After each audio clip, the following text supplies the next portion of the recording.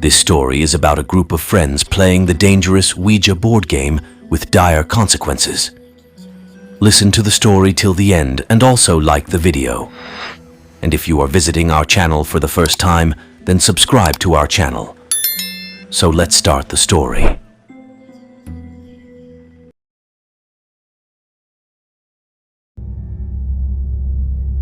Some time ago, a friend of mine and I decided to do the Ouija board for the first time, something we had never dared to do before. We called 2 other friends to come and do it with us, as I had been told that it was more likely something would happen if there were more people. We had a hard time convincing the other 2, but in the end, they agreed to come along. We got everything ready and, feeling a bit nervous, got started. During the session, one of the girls we had called to join us said, "This is nonsense. I'm out of here."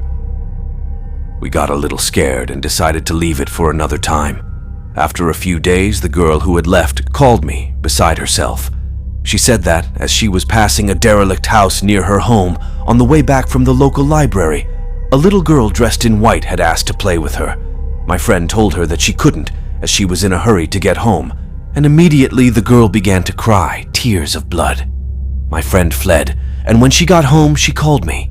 At first, I thought she was pulling my leg, but something told me that was not the case. I began to think about the day we had done the Ouija board and how abrupt my friend had been when she had got up to leave.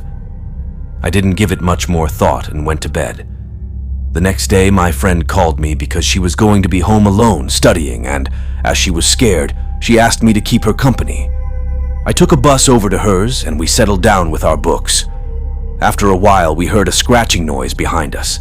We both looked up and were horrified to find that the girl she had described to me was sitting on my friend's bed, scratching the wall. We ran out of the room, and when we got to the front door, I noticed that my friend was not there, but I was so terrified I couldn't make myself wait for her.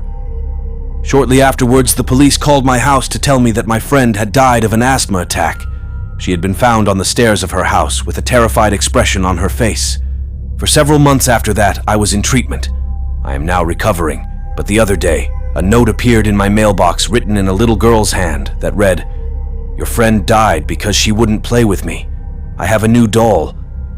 I think it's a joke, since our story has become famous in our town, but on the other hand, I'm scared. I wonder, will she come for me?